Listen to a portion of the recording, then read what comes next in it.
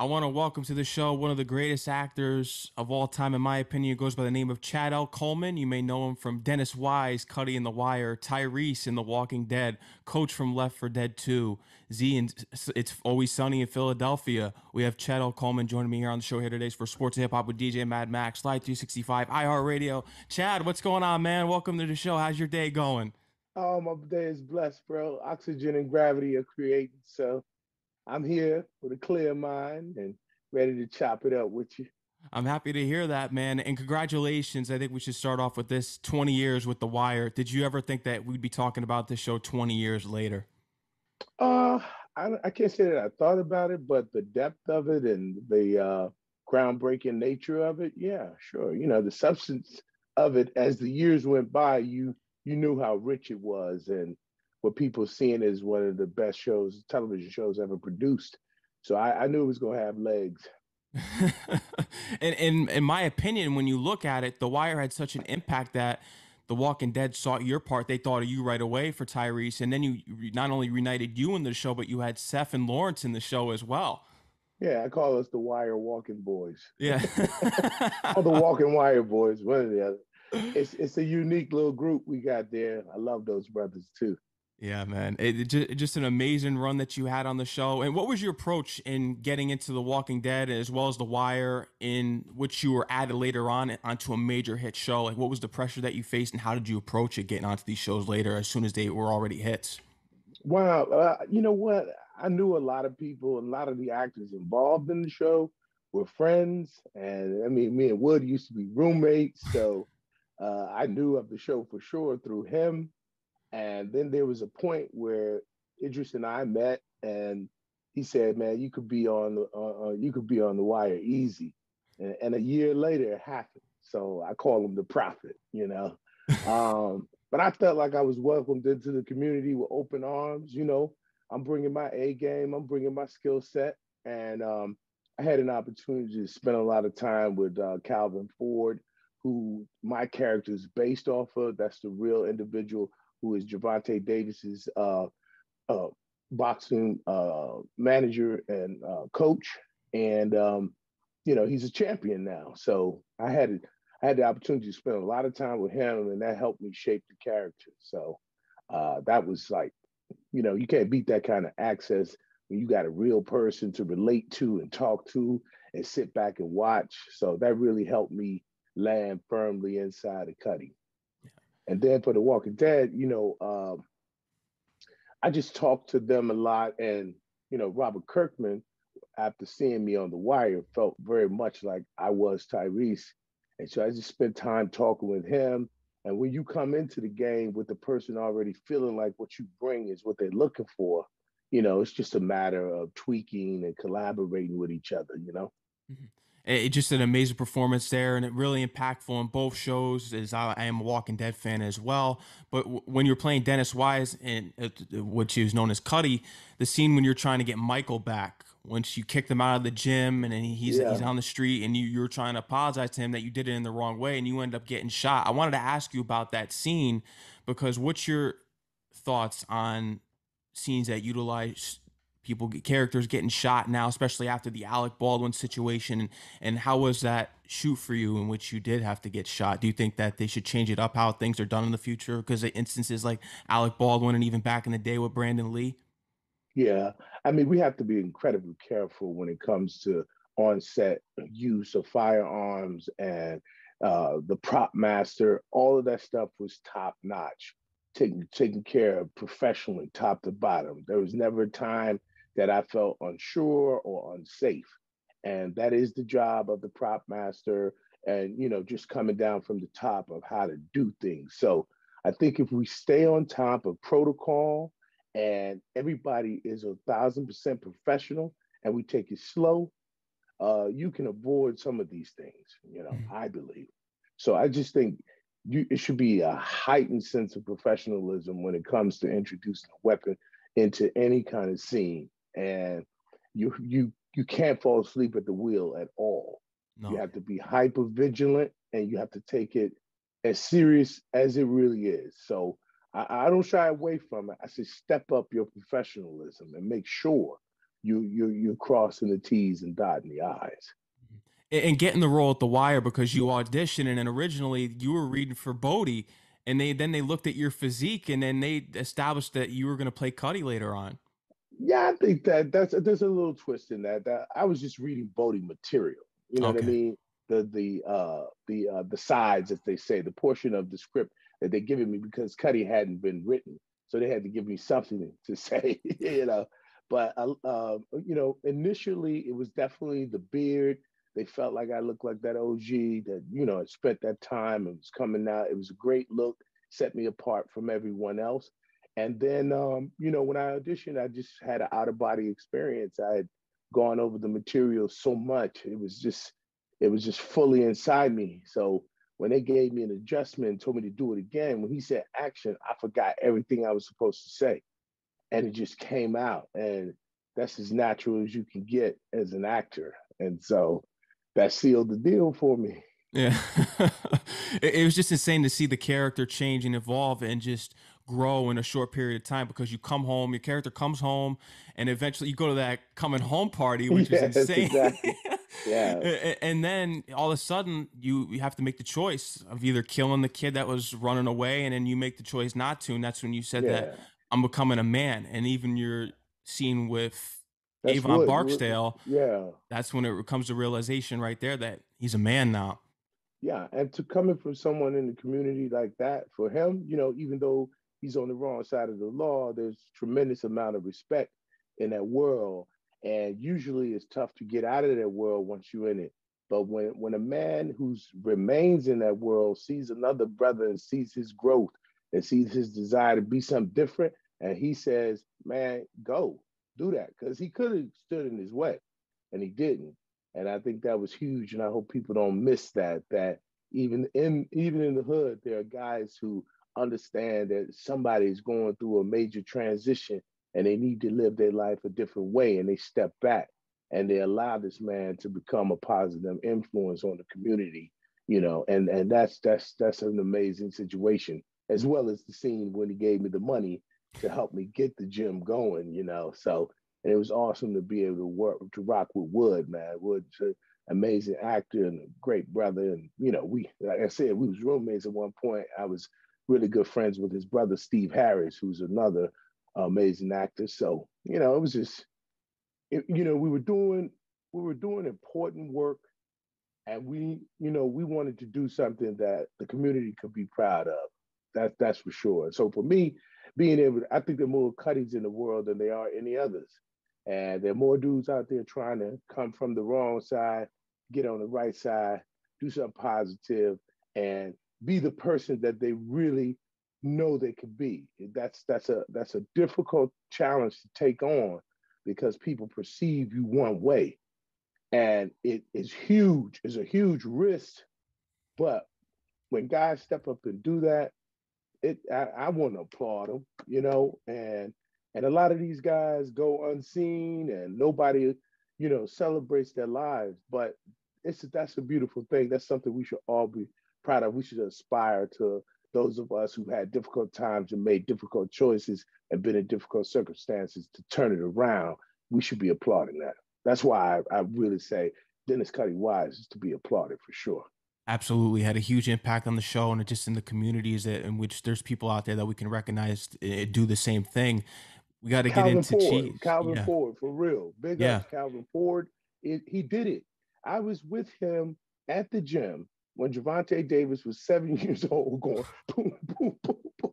And we were like, "Who's that little dude?" He said, "That's my champion." And look what he did. So it's possible, folks. It's possible.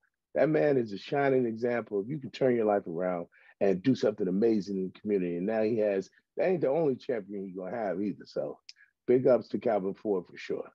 Big ups to him. I want to get into cheese. How was it being on set and working with Method Man?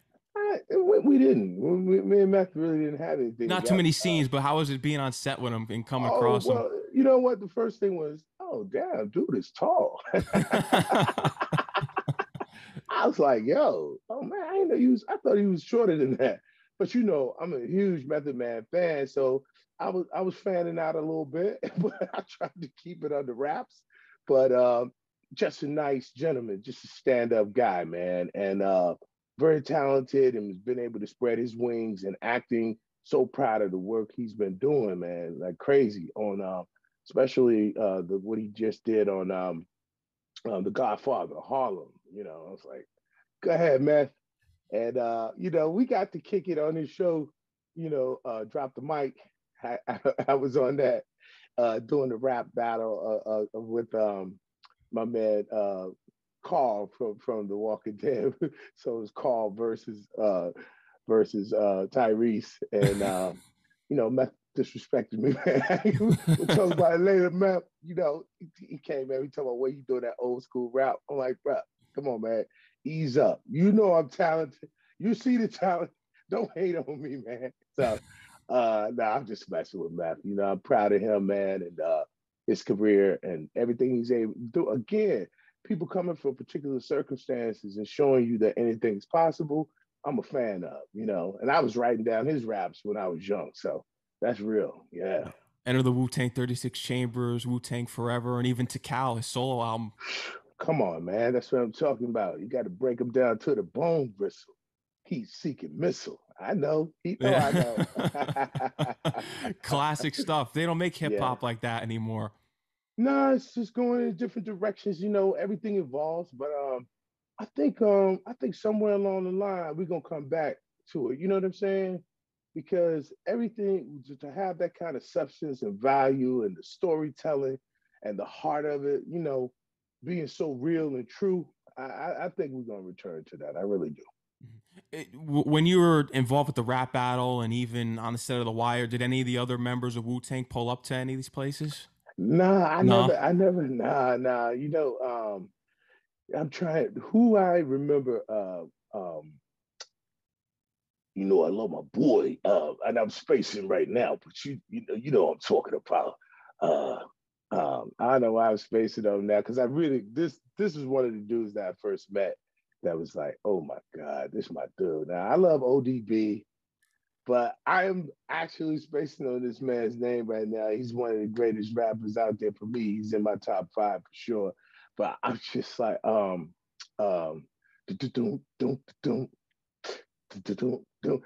hit you with no delay. And so what you saying, yo, silly with my 9 milli with the dilly, yo. When I be on the mic, I do my duty, yo.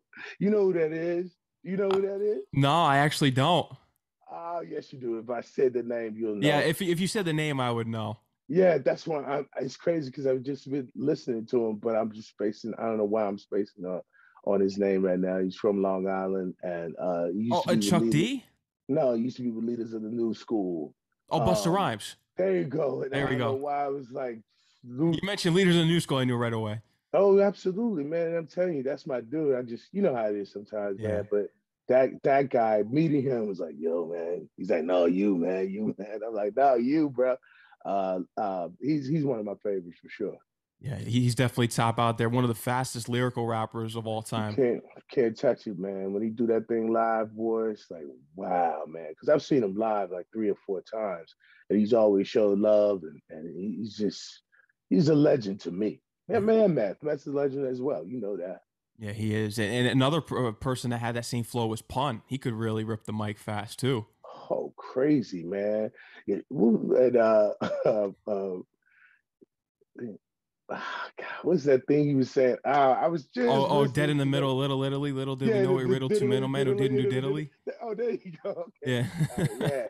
Because Fat Joe always does it, and I'm like, yeah, man, that's the dude, right? That dude was nicer than nice too, gone too soon, Many of them gone too soon. I used to love Craig Mack, man, Project Funk the World.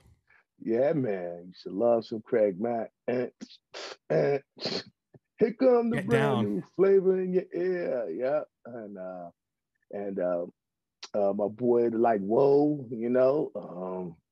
yeah, he passed. Both of them have passed away, man. This is crazy. ODB's gone, many of them gone.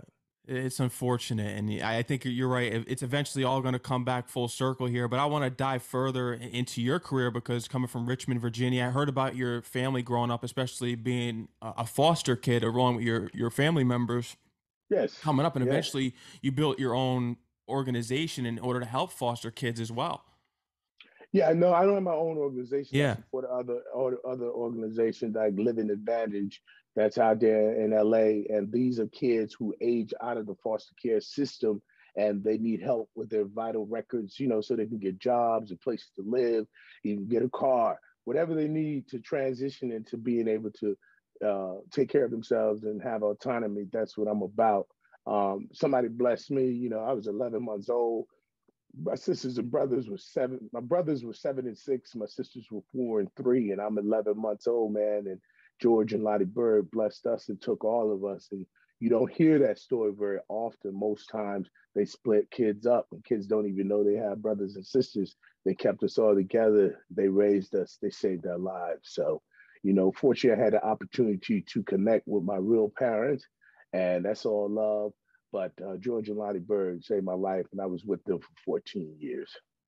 And God bless them. I read Yes. online that you started out in track and field and then you got injured, and that's when you turned to drama. Is that correct? Yeah, that's pretty much the case because I was so into running, man, but I had a soft bone, and my shin bone was a soft bone. So once I put too much pressure on it and running over and over and over, and I used to run cross country as well, that pain, I couldn't endure that pain. So, you know, it was a blessing because I ended up going in the direction I was supposed to go anyway, and working with the All City Theatrical Company in Virginia in Richmond, Virginia, and having an out of body experience doing theater. And, so it was a calling. It was a calling. I was just a little confused. I thought I was going to be a track star, but I was confused. Broadway was the original dream for you, but just before Right. all this really came about, you eventually are going to school. You go to your Commonwealth 1 year freshman year, then you eventually Yeah. go into the Army. And Yeah. as soon as you went to the Army, you asked how you can get involved in any communications, and right there they showed you the cameras and the Yeah. videotapes, and you were That's filming right. documentaries, and you actually did radio, and you were inspired by Kirby Carmichael. That's correct, brother. You're doing your homework. I Yeah. like that. That's good. Yeah. Kirby Carmichael, the Rock and Jock, WANT 99 FM. Yes, indeed. I'll never forget that. Um, and loved all things TV. I was just intrigued by that medium for sure, man. And what happened was initially I was supposed to go to New York University because I was awarded the court of the state of Virginia. That means I didn't have legal parents. At that point, I was living with my grandmother, but she didn't adopt me. So I was still in the foster care system. Anyone in that position was supposed to get a free ride to whatever university they got accepted in. I And got Reagan accepted took that in. all away. That's correct. And I got accepted into Tisch School of the Arts. Reagan took the thing off the books. I couldn't afford to go to NYU at that point. I went to Virginia Commonwealth University. I was ready to be in New York. So I said, let me go in the Army and get a vocation I can use when I get to New York while I'm pursuing my career. Maybe I could work at a radio station, television station at night. So that was the plan, man. And but that 4 years in the military, doing that kind of work and traveling all over the world and just gaining life experience was huge for me because it made me more mature and ready to handle being in New York. You actually shot the first music video for the Army, and you were I actually did. doing work with the Jets, Giants, and Celtics. That's correct, bro. So I was having a blast. So, we would do PSAs, public service announcement, like Danny Ainge back then. Danny Ainge would say, "Hi, I'm Danny Ainge. Being a basketball player is like being in the Army, a little cheesy, but it worked. It was effective, and yeah, the Giants. I mean, there was a guy standing beside me with what they call a unipod, holding his camera, interviewing people. Man, that was Chris Berman. That's the dude that pretty much the father of ESPN. ESPN.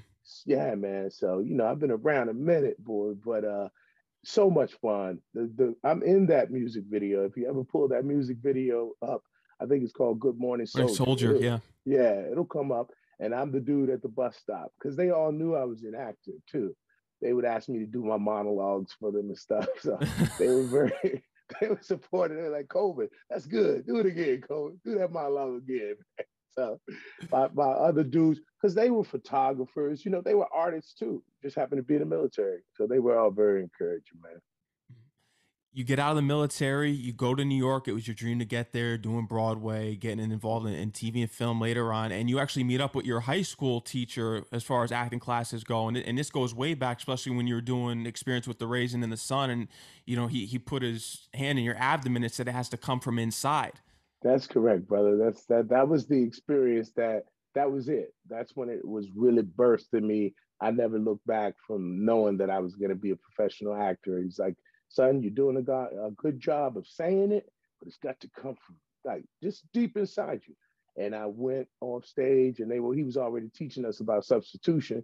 So substitution simply means that if the circumstance of the play doesn't get you the emotion the scene needs, you think about something that does, use that, come back into that scene. And I came in and had an out of body experience, tears, everything, but I stayed in the framework of the play. And that's when I knew, this is it for me. It was the most amazing experience that first time, that's what people aspire to lose themselves what was that rapper that said, lose yourself in the Eminem. moment if you want it, don't you never let it go.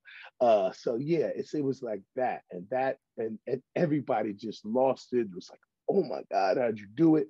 And that set me on the path from there. So by the time I got out of the military, he was in New York pursuing his career. Rest in peace, Robert Pemberton, a huge, huge influence on me becoming what I've been able to become to this day.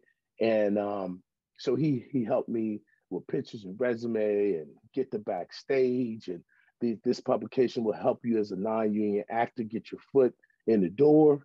And so that's how I end up being standing on the Cosby Show. That was my first uh, audition in New York. I thought I was auditioning for the show, but hey, at that point in time, stand-in is better, closer than most. You know what I mean?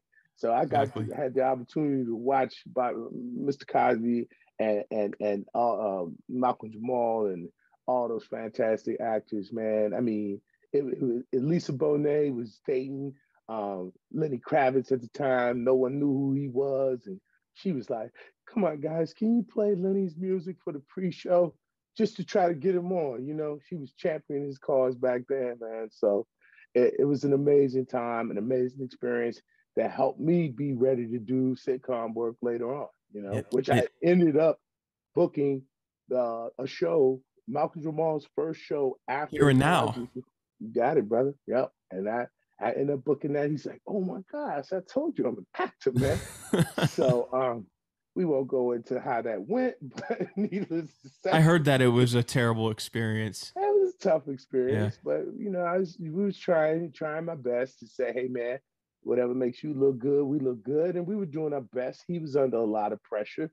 And but it was good to actually go through that tough experience because it showed like, man, I got the guts and the cojones to survive. It's okay, and my belief in myself was unscathed. And I was very sure that it was the writers and not me. And Daryl Chill Mitchell said so himself because he was on the show at the time. So, and you keep it moving. You keep it moving. And Malcolm and I are friends. So I'm grateful for that. That's right. And you've had plenty of experiences in sitcoms. It's Always Sunny in Philadelphia that I mentioned Yeah. earlier and giving you in your intro is Z. Yeah. Yeah, man. Oh, those boys, Charlie Day and Glenn and Rob, man. What happened was I tested for a show. They were gonna have a network show called Boldly Going Nowhere. I'm like, why y'all name it that? But that was like an omen, bro. Boldly Going Nowhere. Well, that's where it went. But it was a spaceship comedy, man, and I was the security on the spaceship, and Glenn was on it, and Lennon Parham, and jeez, what's my man from he used to be on Arrested Development. Tony Hale, Mm. and we thought we had a hit, man, but it just didn't go. And I beat Carl Weathers out for that role, and so we became friends after that. And they were like, "Yo, you got to come and do Always Sunny." And when I put that hat on sideways, you know what I mean? Put them slippers on and I put on that tank top. Just a whole nother character came out of me, man. And it's been, the rest is history, man. Those guys are amazing. I love it. We have a blast whenever I work with them. We have a blast. Mhm. And then I did some other comedies too. Um, what else did I do? Well, I had one that was called "I Hate My Teenage Daughter," and with Jamie Presley, and that was, we thought we had one on that, but this just tell people, as you hear me saying these things, there are many things that don't work out, but you have to persevere. You know what I mean? I love doing the Goldbergs. That was a lot of fun too. And yeah, there are many others. Comedies. When I was coming up, they taught us the face is comedy and drama. That's the theater. Commedia dell'arte. That's it. You should be able to do both.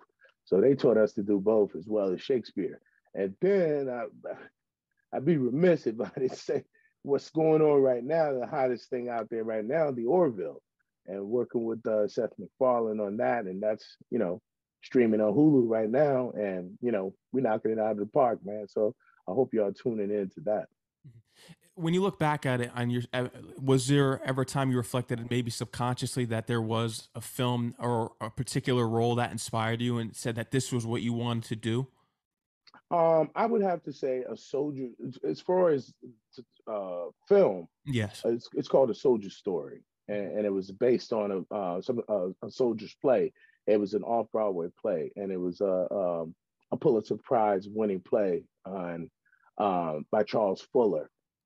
And so when I saw that, and I saw all these brothers up there, in an ensemble piece, very powerful and dealing with race and how we relate to each other, it was incredibly powerful. So, and I hadn't even seen the play. I had just done pieces from it, for auditions and stuff. So to see that, when I saw that, that's what let me know, like, man, I would love to do television and film because, like I said, starting out with plays, you just think Broadway is the thing. And when I saw that, that's when that opened up that part of it. But also, while I was in the military, I studied with a professor named Vera Katz. She's amazing at Howard University.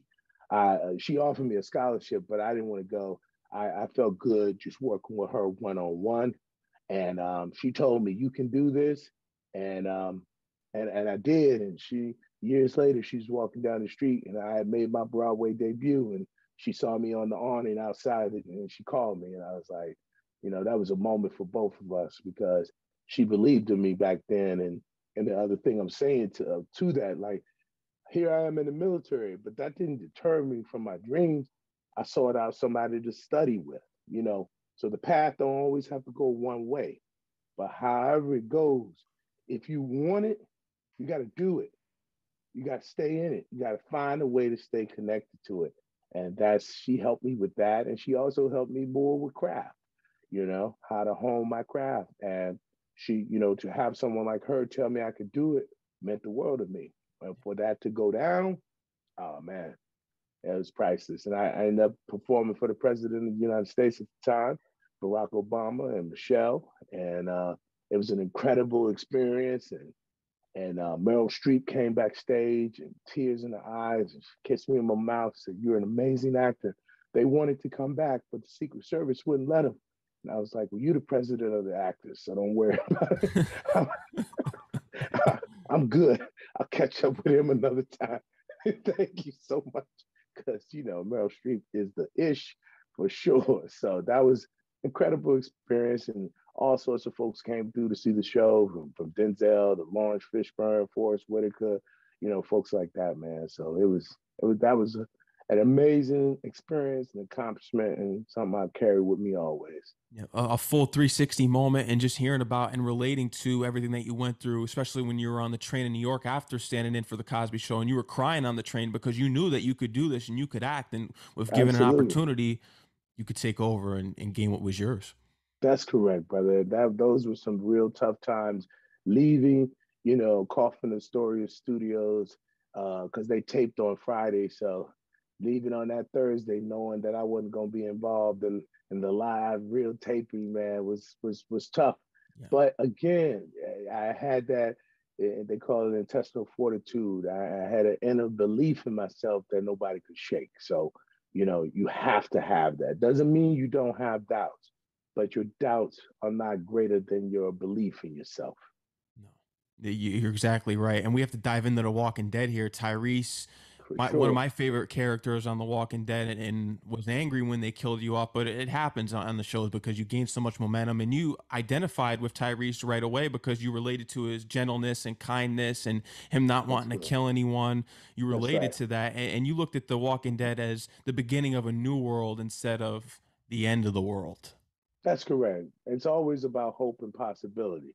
It was a show on sociology, the nature of how human beings, again, how do they relate to each other? How do you survive? What inspires you? How do you remain kind? How do you remain thoughtful? How do you take care of your family? What do you do when your back's up against the wall? How much violence is necessary? All of these things, which is very much what's going on in the world today, were being addressed. So you always want to be a part of something that's relevant. And I always, again, people take gentleness for weakness, and it's just not true. And I really I really appeal to people to really think through that and really think about why you really embrace the man that Barack Obama was. Long suffering, thought about things, not just reactionary, really caring about people. If a man does not embrace vulnerability, it's going to be problematic. Most of your egomaniacs and things of that nature, people who just refuse to be vulnerable.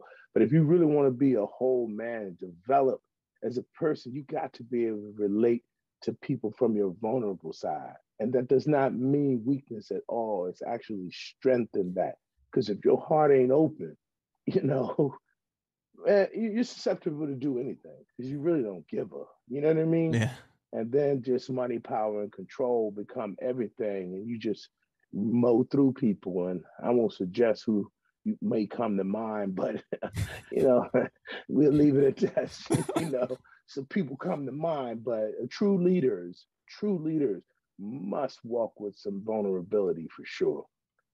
You're right about that. And speaking about true leaders, you fought with one on set and the scene wise with Rick, Andrew Lincoln. How was that fight scene between you and Andrew Oh well, Lincoln? it didn't speak to reality. No, it doesn't. See, look at me doing my ego thing right there. No, man, that dude, I call him Big Link. I call him Big Link for a reason. That dude was our fearless leader, and that dude is a beautiful human being, man. He kept us all together, man. That dude worked harder than anybody else, stayed longer, and worked harder than anybody else. That's for sure. He carried the show in my mind, in my eyes, and always the ultimate respect. I mean, the dude came and watched my final scene and text me. See, I aspire to be that kind of actor. Come on, man. That's straight humble. That's just you don't have to do that. Humble Hollywood. And that's again, one of my that's something that I hold dear because in this industry, you can easily become just so ego driven, and it's all about me. And that's just to me that's not the right walk. Not No. for me. Somebody else can be, but if this is a gift and a blessing, man. And that dude showed ultimate class at all times and was just fiercely talented and passionate. And he just set the table for all of us, and everybody wanted to just bring that A+ game working with that guy. So yeah, big ups, big link. I love you, boy, and everybody else. That's tremendous, tremendous cast of amazingly talented actors. But even more, man, the people that there are. And I know people think it's cliche. It's just not. I mean, these were just some incredible people that you wanted to be in the company of when the camera shut down, when the lights was off. You wanted to sit back and talk. And I was going through some things at that time that was the loss of my sister, 49 years old, My pancreatic cancer. condolences. And all of them were there for me. Every last one of them, from Melissa McBride to Big Link, they were there, man. Everybody taking the time to sit with me, talk to me, and just try to encourage me and help me through it. And at that time too, a very dear friend of mine, Michael Jace, had taken his wife's life, and I knew her personally too. So, you can only imagine, like, you're out here doing all these death scenes, digging graves, and but in your real life, all these things are happening. And of course, yes, I had to use it. You got to put it. You got to just let it run through you and make it of benefit to someone else. But that was tough times, man. And Norman Reedus, I never forget us at Sandy Comic Con, him just sitting with me on the beach, just talking about his relationship with his pops and things of that nature. Man, Melissa McBride, just all the time. And, of course, a girl to play my sister, man, just anytime you needed somebody to lean on, you had that. So it's just amazing. It definitely comes through in the scenes, especially with the Grove and when you forgive Crazy, Carol. right? Yeah. Crazy, right? I forgive you Yeah. for killing Karen and Oh my David. goodness, bro. That was one of the most amazing episodes. That one and my death episode, and I was who I was talking about was Sonequa Martin Green, who played my sister. Man, another one, just family, and so we went out there with the girls, man, and we stayed out there at the cabin, and me and Melissa just talked all the time. And when it came time to do that scene, we didn't need to do anything. We didn't need to do it but twice. We did it twice, and it was there, very very powerful.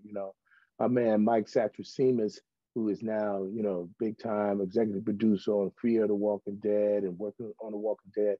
That was his shot, first time directing the scene, and that was the one he knocked it out of the park, man. So because he was the he was the dude responsible for the cameras. So yeah, but when he got his chance to direct, man, it was amazing.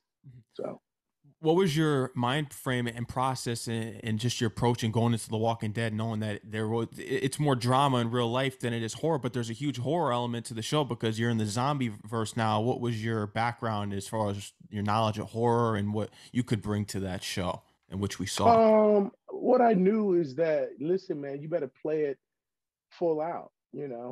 There's no room for this thing to not feel real. And so whatever you got to do to get your engines revved up, most of us we doing push-ups. We're talking through the scene all the time, and we're taking it life or death for real. And I knew we had to bring that kind of energy and adrenaline and that kind of depth to it. You had to give everything to it. But a lot of times it's easier when you're physically, you're running, or all that physical stuff. That stuff helps get you stirred up too. So it was that part of it was easy, and gelling with the castmates. Everybody was coming with that energy. Everybody knew, it's A+ game, y'all. It's on. We don't have time for anybody to see this is cheesy. This, they got to know this is real. We're really tackling some serious issues here. So, big ups to Robert Kirkman for coming up with all this madness, and Scott Gimple and Greg Nicotero and Howard Berger. All these people are just amazing human beings, that from the special effects, visual effects, the directing, executive producing, and the storytelling, just, yeah, hats off for sure. I want to bring up an important character in the horror universe, and it relates to The Walking Dead with the Night of the Living Dead. George A. Romero, rest in peace, one of the greatest to ever do Yes, it, with Dwayne Jones, who played Ben, because he was the first African American lead actor in the horror film. there you go, man. That's awesome, man. I can't tell you. I know that, but I didn't relevant. It was more like my boy from Candyman, like Tony that. Todd. Tony, yeah, and I know Tony. That to me, that's a legend right there. You know what I mean? Like, that was one of the first dudes that I ever saw to be able to carry the whole thing. But I was into like Aliens, and Sigourney Weaver, and and my brother Yaphet Kotto in that one. Yeah, I and he mean, actually played in Freddy's Dead too. yes, yes, that was one of my dudes. I love that guy dearly, and Rest he in peace. used to be on Homicide too. He was on that TV show, and I mean, big ups to Ernie Hudson, for being in Ghostbusters. You know what I mean?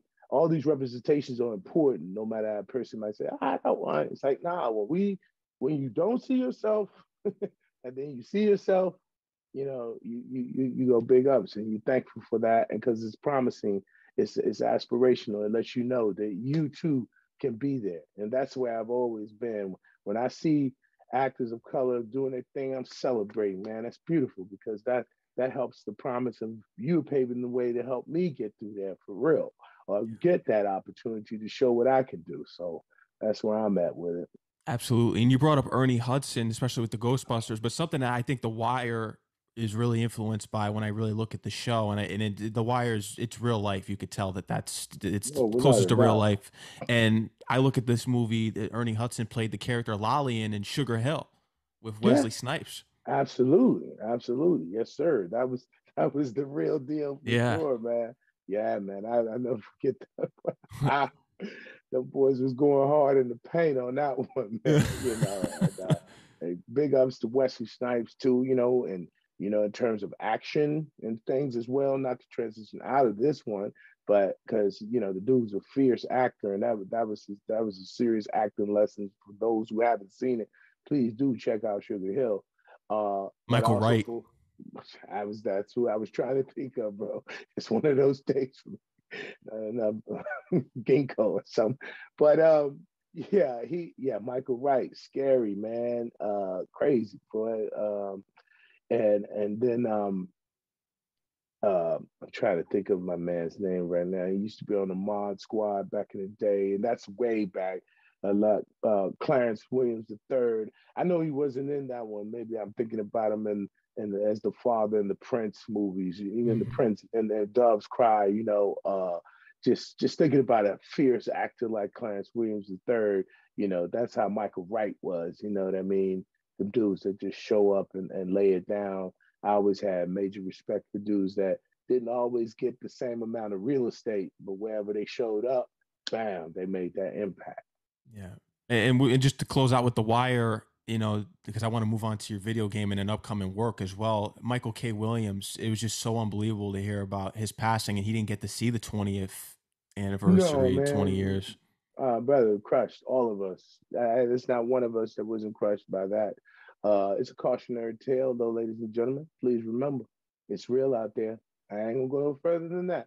Just Yeah, let you know, it's real out there. Okay, it so is. take your time, slow down, think through it. Think through it. Yeah. Could be your last. All of us, because Michael's a dude walk the walk, talk the talk in the community. Would do anything for anybody, for sure, and was just skyrocketing up. What you know, it was all good, but just that disconnect at that moment, it can happen. You got to slow it down. You got to think about it. The consequence, you know. Oh, no way, no way, man. That thing, I was I was doubled over in the fetal position, man. I just no, not him, because he was on such a path. The dude, you know what I mean? Yeah. Literally skyrocketing, and literally walk the walk, talk the talk. People are talking about they want to help people and everything. Oh, Mike was in the hood for real. Really, really, really, the most humble person you would ever want to meet. Screamingly talented, and remember back in the day when we first started, you could tell when somebody else got it, when they waiting to go in. We looking over there like, oh, I see you. I know I'm ready. I'm ready. So just a fierce, fierce talent, driven, and man, that just hurts. But guess, look at what he left us, though. Yeah. There's a bunch of movies and stuff that I don't think some people have seen yet. Snitch Really with go The back Rock. and come on, bro. Go back and look at his body of work for sure, man. You're gonna see some really, really, really amazing. If you never saw Happen Leonard, man, you check it out, bro. This man was just incredible and left us with some wonderful, wonderful work and stood up for folks that other people wouldn't stand up for. So, oh man, always, always RIP. But thank you for what you left us with, bro. Yes. Rest in peace to Michael K. Williams, and just getting into Indeed. your video game work, because people always remember you as coach in Left 4 Dead 2. And even you were involved with the development of the game, I read online. Wow, they gave me a little bit more credit than the street, brother. Yeah, yeah, they did. I did not. I just simply brought my talents to the table. They had reams and reams of scripts already. I ain't never did anything like that before in my life, man. It must have been 100 scripts to have to, to go through to get all the options that the game needs. But I'm just incredibly blessed and fortunate that people continue to love that game to this day. And again, the dude is a big dude with a kind heart, but he will tear you up. So, I always love that kind of, the pendulum can swing both ways. As people, we aren't just one way all the time. So as gentle as he was, as much as he was smashing face in as well. So and I'm just grateful, man, that people still love Left 4 Dead 2 to this day. And just being a part of the type of substantive work that continues to have a life. That's how you know it's good. When they talk about a wine, oh, you ain't gonna drink that wine. The longer that wine has been around and fermented, the better it is. So that's what it feels like with all these projects that I've been fortunate enough to be a part of. Just plenty of amazing projects, Left 4 Dead 2, video games, and that all comes back from your theater work. You can tell just with voiceover actors, it always goes back to theater, and even just getting right into your Humble Yeah. Hollywood podcast, because I heard about some of the instances with Michael Strahan and Patrick Ewing. Oh my goodness, who told you that? Uh, Yeah, man. You a boy, you good, man. You some kind of detective, bro. Oh, I caught him on a bad day. I caught him on a bad day. I must have caught him on a bad day, especially Patrick. I know because he was trying to chat up some young lady. Don't ever get in the way of a brother trying to chat with a young lady, okay? Don't come up to him saying, Patrick Ewing, my man. Because he'll just look at you like, what the hell you took? He looked like he was gonna just pluck me away. So and Stray was this, I don't know, man. Maybe I was fully shaved at that time. Stray was looking like, oh. I said, my brother, still love you, love you, love you. Giant for life, bro. Do your thing, man. Proud of all the work he's doing, both him and Patrick doing that thing. Patrick doing his thing as a coach. So those moments, let you know sometimes it's humbling. And I get that. Hey man, that's why I always try to walk in that consciousness that if it wasn't for the people, I would not have a career. And I just think, always remember where your bread is buttered. And without the people, who are we? What are we doing? We acting in the closet, Come on now. It's for the people. So I'm always going to be available to the people in that way. I try. I don't always. I mean, nobody walk on water. I've had my moments for sure, but I do my best to walk with humility and love of mankind for real. See them, hear them, relate honestly, truthfully. You know what I mean? That's where I'm at, and I give my brother Donald Coleman a lot of credit for that.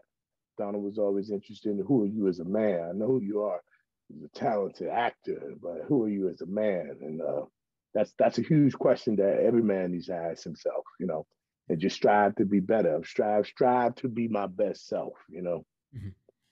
Just thinking about it, you mentioned bad days because you always hear instances about people interacting with celebrities. I've had my take with them. You catch them on a bad day, then they're all of a sudden they're joyous to another person. It happens, but it's always important to stay grounded, and that's what you do here with the Humble Hollywood podcast. Is there any upcoming announcements that you have to make? Do you having any guests on, or as far as the Oh, podcast goes? we did like we've done like about 18 interviews thus far. Everybody from Frankie Faison to Joe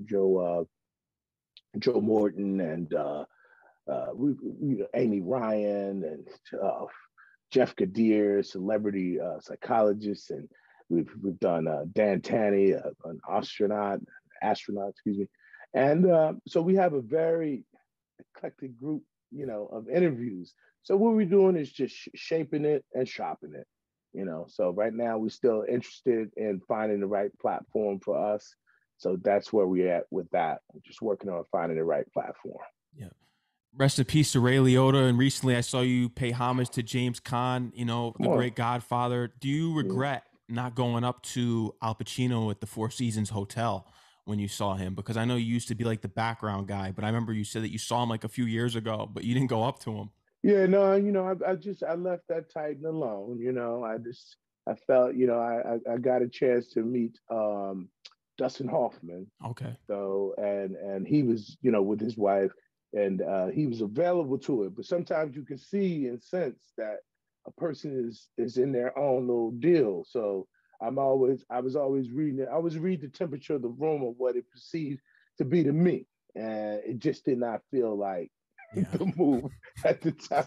I didn't want another one of those experiences. You know what I'm saying? You want sometimes just leave your hero alone. Like I left Magic alone, because I knew I was gonna fanboy, some people can't handle it when you do that, especially with my size, man. So I just said, I know another time, bro, because that's how much the person impacted me, and so I left it alone, man. Just to see him though, it was like, all right, bro, that's yeah, I'll just carry that. I got a chance to see you. I mean, I feel that way about Eddie Murphy. And went to an event, and I just went to the event just like any other SAG member. You know what I mean? Just to sit in the room and see him, because that's one of those people too that certain people just resonate with you and have you feel the impact of You their have a work. connection with them. Yeah, you just Yeah. feel that connection. And that's also the power of the medium. That's why I always, try to understand that you may not know them, but they feel like they know you. It's deeply personal. So always keep that in mind, Yeah. and respect that energy when it comes your way, because you move them. To be able to move another human being is something that we should is precious, you know. Yeah. Be easy with that, Yeah. because that's it's very, very powerful. And there's that vulnerability thing again. Yeah. And always treat your fans with kindness. That's how I look at it. And that's what you do. And that's where humble Hollywood is. And just getting Yes. into your upcoming film work, and especially things that you want to get involved with in the future, especially behind the camera, because you had some experience with doing some production work I read online. Is there a trait that you feel as though you haven't fully unlocked yet that you're looking for and seeking out in a future role that you would love to fully develop on the screen that we haven't seen from Chad Coleman yet?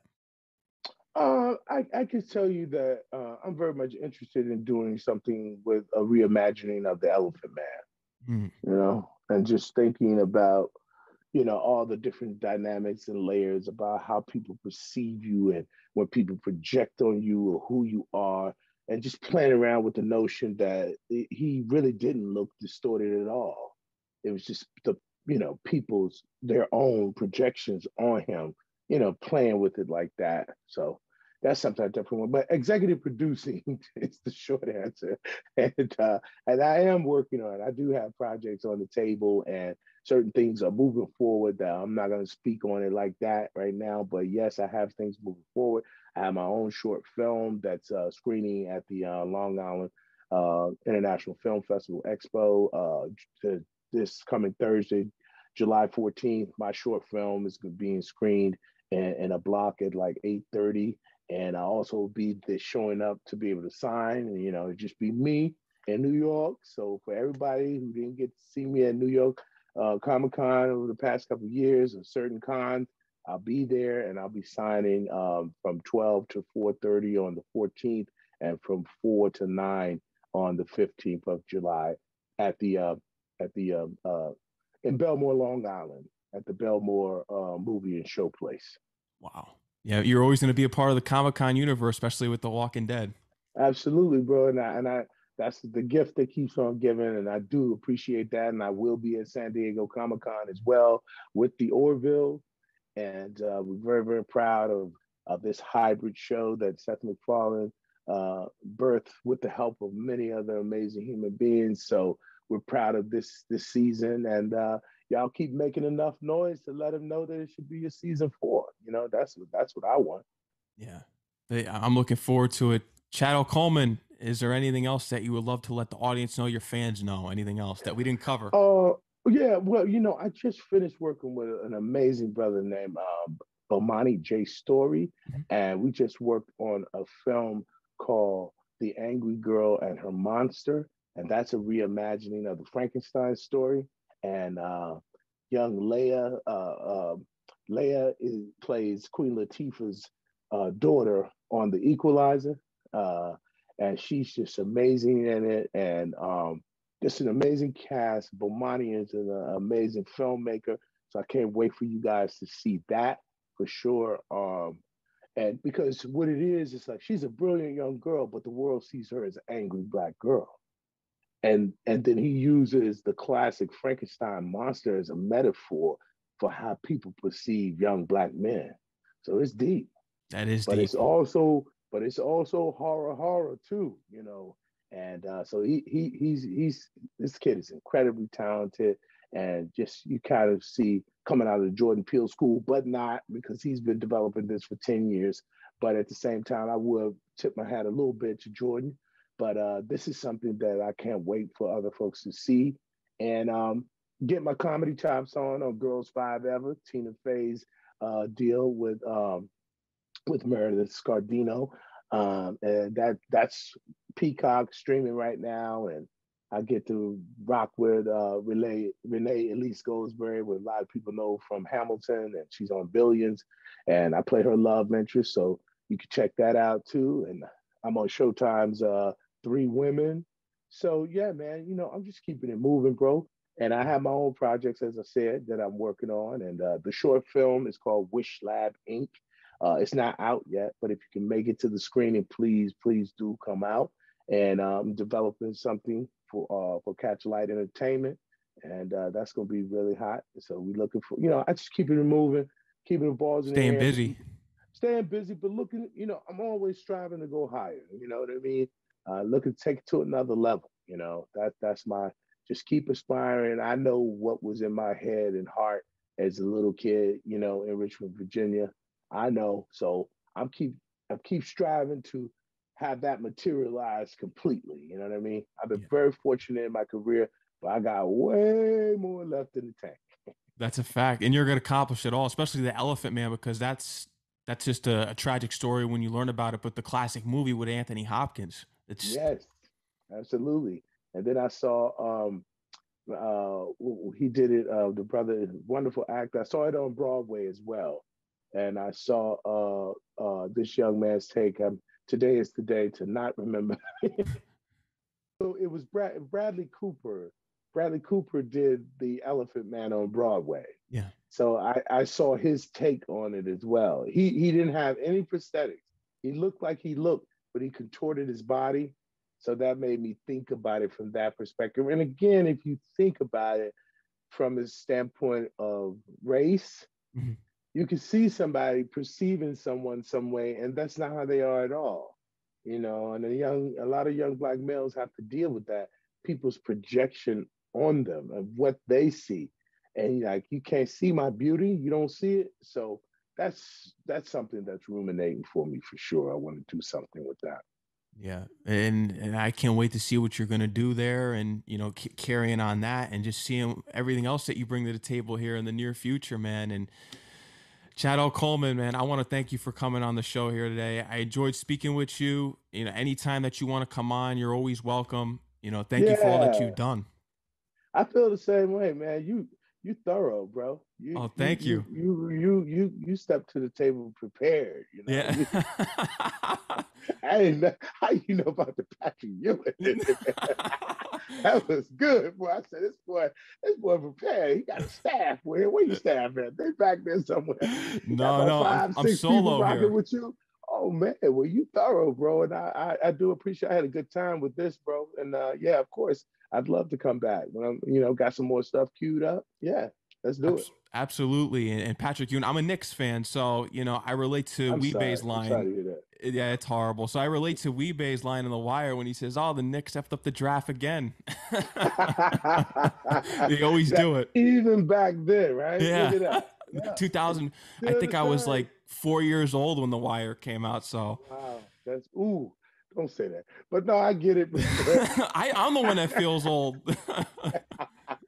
Well, I'll tell you what, though. I do. I put it to you like this: you're only as old as you think, bro. So I feel as young as I was, the 17, 18-year-old excited kid out there, going after my dreams. I feel the same way today. So, just keep striving and just let that inner child in you live forever, no matter what's going on in the world, because all of that wonderment and all of that joy and energy, that's how you stay youthful. That's right. And you've managed to do that and bring us great on screen performances. And I'm looking forward to the upcoming work. Chad Coleman, I want to thank you again. Shout out to everyone that helped set this up and coordinate this. And, I look Yes. forward to everything that you have coming in the near future. Appreciate your support, man. Yeah. And they can follow you on Instagram and Twitter at Chad Coleman. That's correct. Yeah. Chad Coleman, enjoy the rest of your day. All right. And take care All and right, stay brother. safe. You too. Yep. Peace, man. One. All right.